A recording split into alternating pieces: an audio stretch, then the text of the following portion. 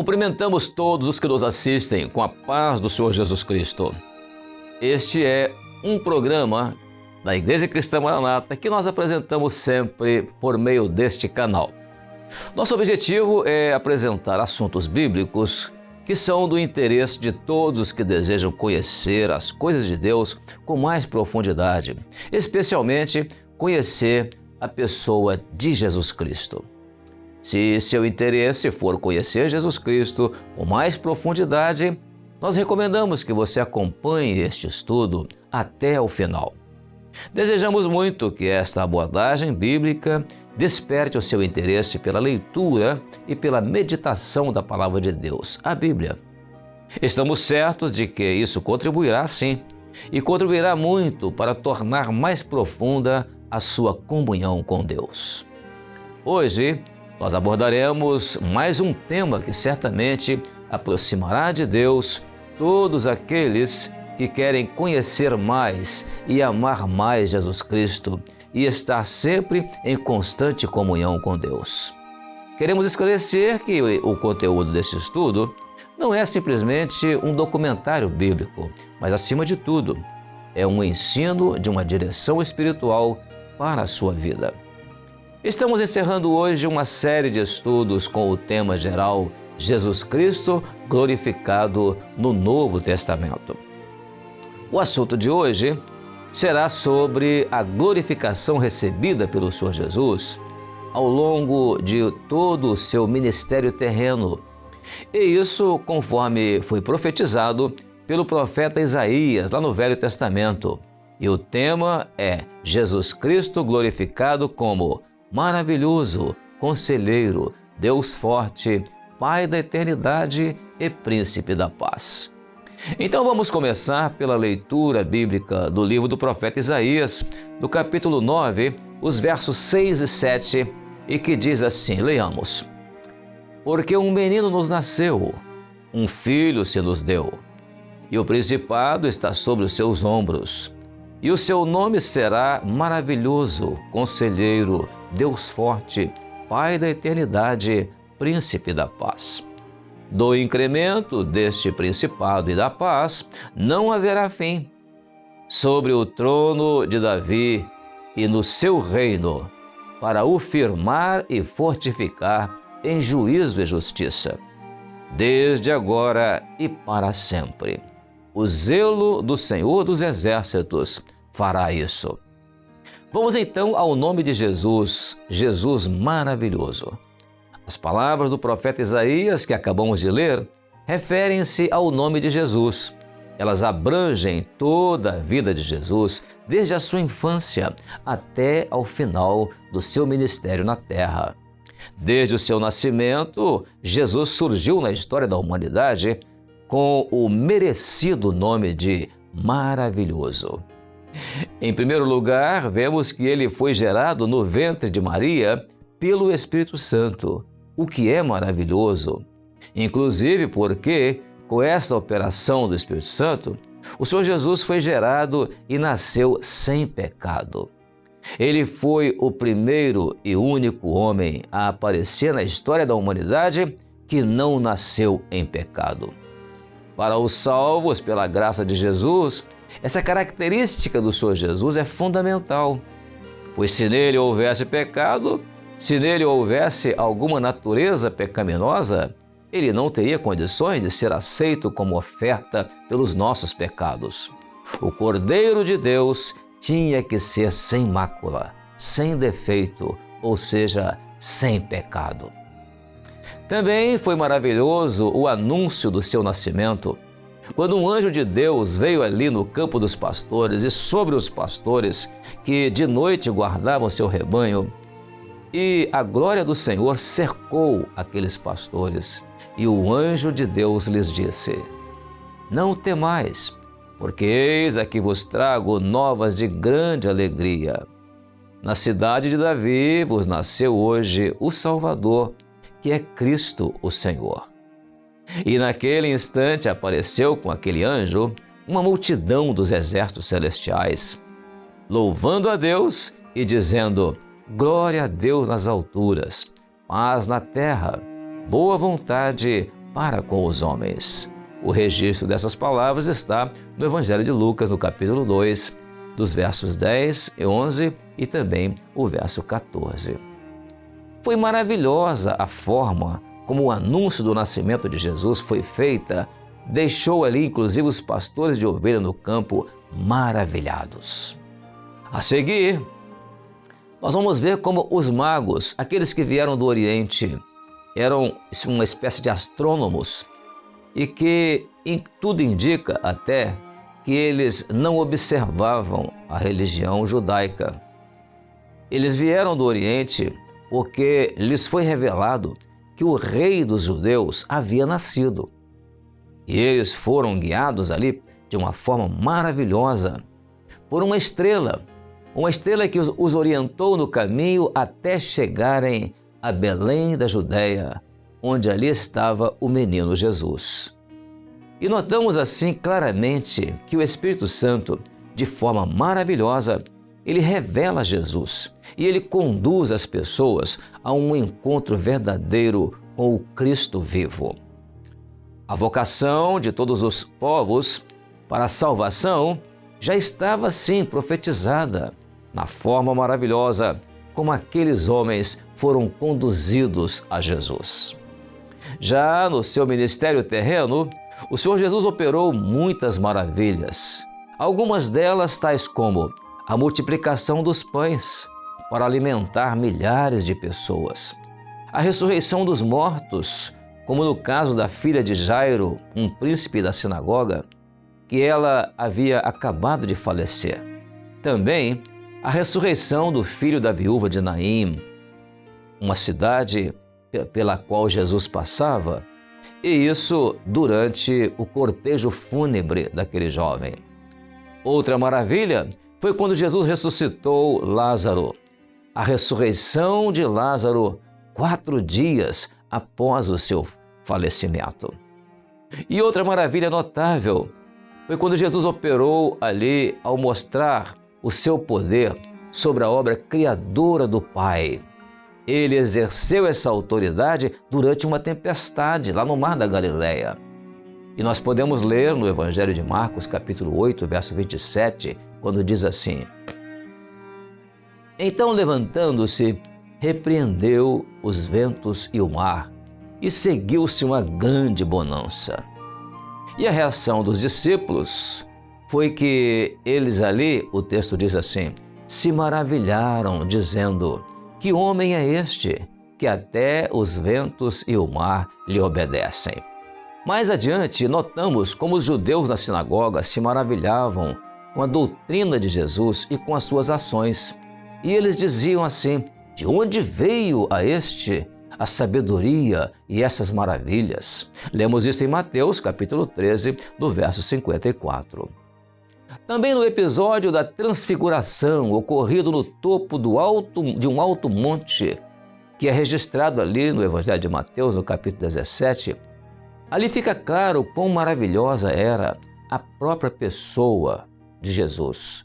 Jesus é revelado, então, com toda a sua glória divina.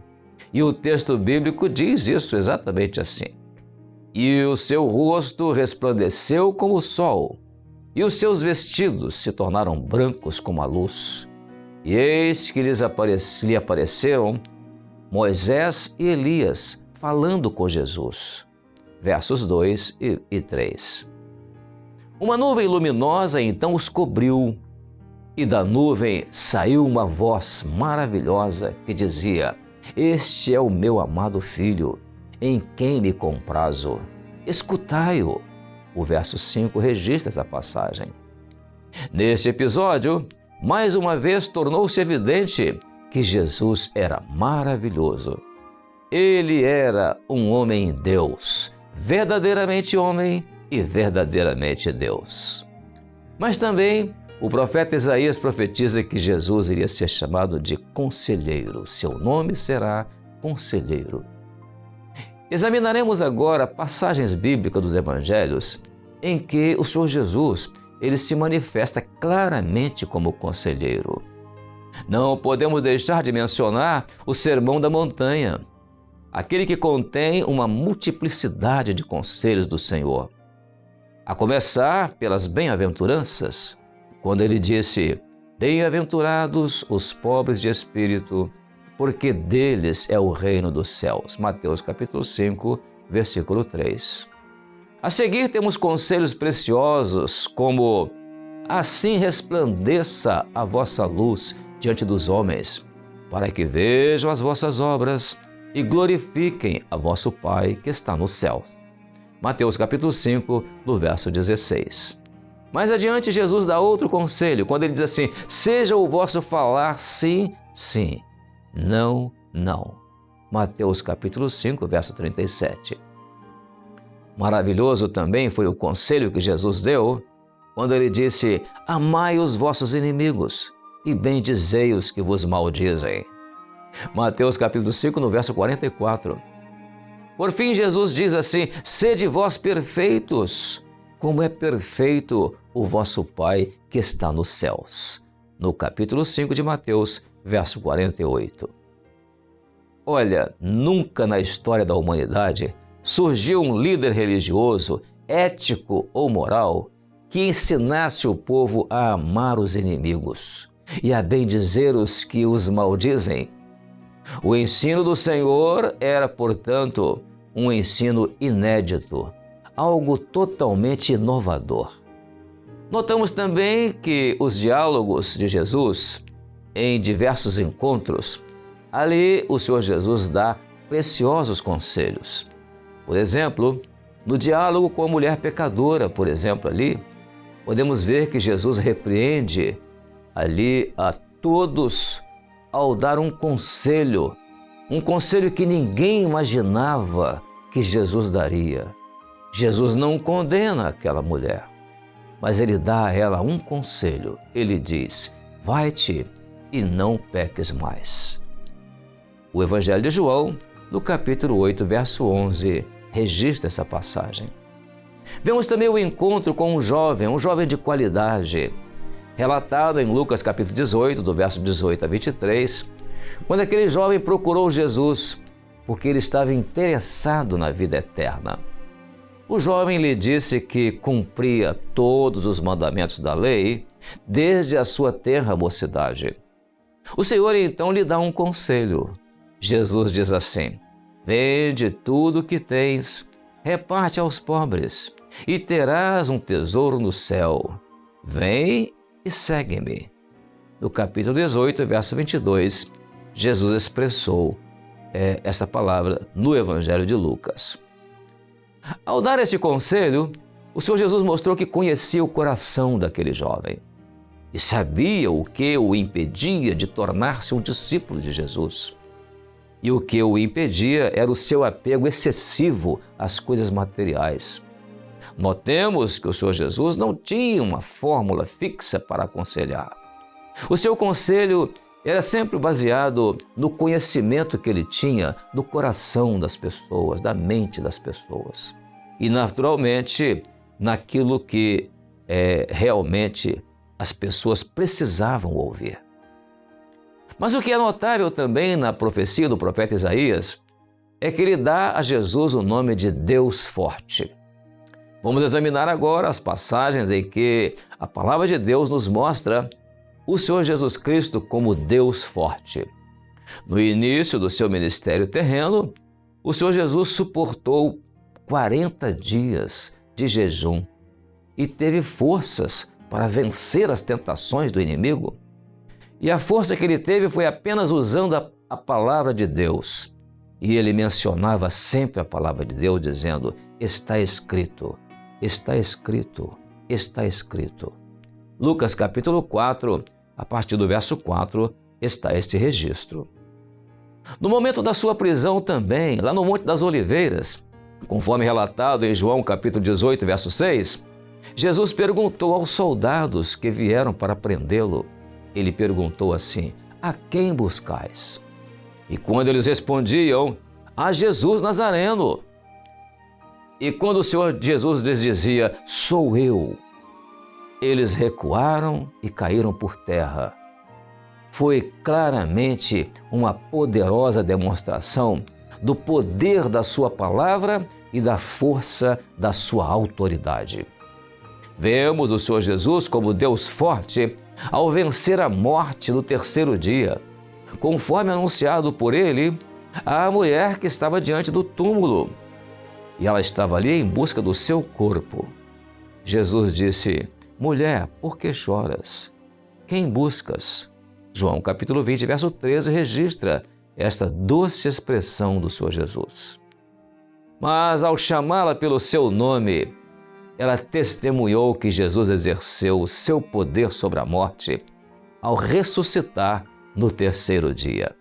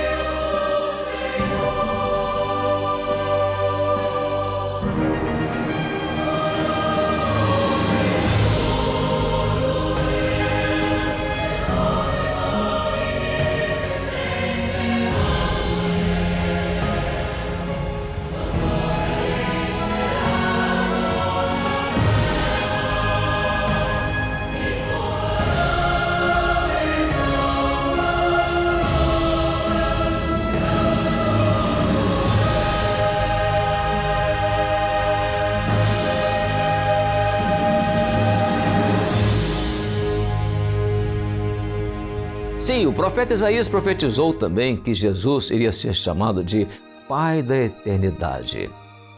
Jesus é Pai da Eternidade. De igual modo, os evangelhos também contam como o Senhor Jesus cumpriu a profecia, segundo a qual ele iria se revelar como Pai da Eternidade, ou seja, aquele que gera vida em nós. E a vida que ele gera em nós se chama vida eterna. Em primeiro lugar, aprendemos que ele é Deus eterno. Ele sempre existiu como Filho de Deus. Em certa ocasião, Jesus chegou a afirmar ser Deus eterno, quando ele disse, em João capítulo 6, verso 58, ele disse assim, na verdade vos digo, que antes que Abraão existisse, eu sou. Louvado seja o nome do Senhor por isso. Jesus, ele sempre é. Em outra ocasião, vemos Jesus orando ao Pai e pedindo que os discípulos pudessem ver o Pai, e deu a eles ali a condição de mostrar para eles que ele, na verdade, existiu desde a eternidade. Quando ele disse, porque tu me has amado antes da criação do mundo. Jesus disse isso numa oração registrada pelo apóstolo João, do capítulo 17, do verso 24. Revelando-se como aquele que tem a vida eterna para nos dar, o Senhor Jesus falou aos seus discípulos assim, eu sou o pão da vida. Aquele que vem a mim não terá fome, e quem crê em mim nunca terá sede. João registra isso no seu Evangelho, do capítulo 6, verso 35. E a seguir Jesus completa dizendo, aquele que crê em mim tem a vida eterna. O que é notável também é a outra expressão do profeta Isaías, quando profetizou a respeito de Jesus como príncipe da paz. Então, por fim, consideraremos agora como Jesus também se manifestou verdadeiramente como príncipe da paz.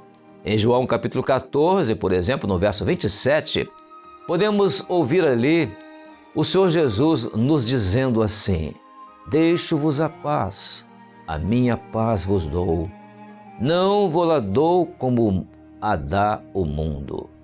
E também em Lucas capítulo 8, verso 48, Jesus disse a uma mulher ali, ele disse assim, e ele lhe disse, tem bom ânimo, filha, a tua fé te salvou, vai em paz. Após a ressurreição de Jesus, quando os discípulos estavam reunidos, temendo inclusive ameaças, Jesus entrou naquela sala onde eles estavam reunidos e ali Jesus disse para eles, paz seja convosco. E imediatamente Jesus soprou sobre eles dizendo, recebei o Espírito Santo. João capítulo 20, verso 21 e 22 faz esse registro.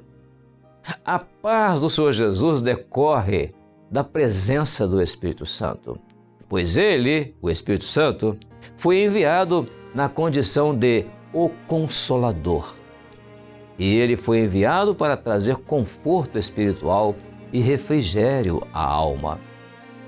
Lembramos que, ao anunciarem a chegada do menino Jesus, aqueles pastores que estavam ali no campo de Belém, ouviram-se ali os exércitos celestiais e a mensagem deles era uma mensagem de paz. Eles diziam, paz na terra, boa vontade para com os homens. Lucas, no capítulo 2, no verso 14, faz esse registro. Mas não nos esqueçamos de que temos o direito à paz com Deus por meio somente do Senhor Jesus Cristo. E isso está escrito na carta que o apóstolo Paulo escreveu aos Romanos, do capítulo 5, versículo 1, quando ele diz assim, sendo, pois, justificados pela fé, temos paz com Deus, por nosso Senhor Jesus Cristo. Então, somente Jesus merece toda a adoração, por todas as propriedades de sua pessoa.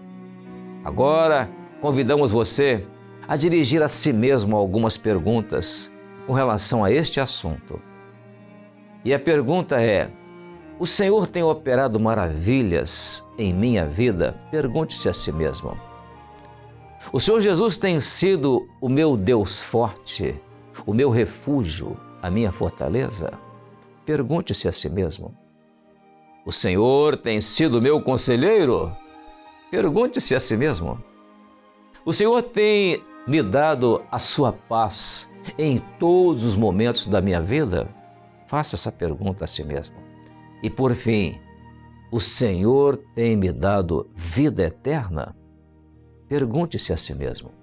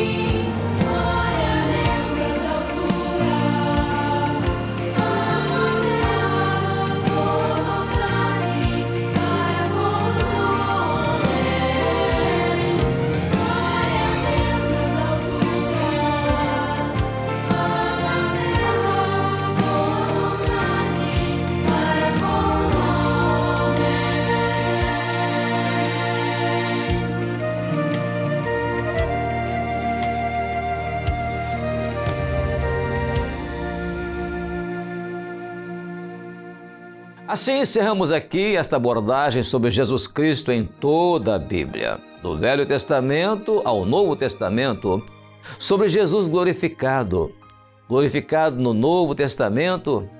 Este então nós esperamos que uma preciosa lição tenha sido extraída para o seu conhecimento e para aprofundar mais a sua experiência com Deus e aumentar mais o seu amor por Jesus. Por isso, nós agradecemos a todos aqueles que acompanharam conosco todos esses estudos bíblicos, que, por certo, serviram para conhecer melhor a Deus e ao seu Filho amado, o nosso Senhor e Salvador Jesus Cristo. Assim, que Deus abençoe sua vida com a paz do Senhor Jesus Cristo.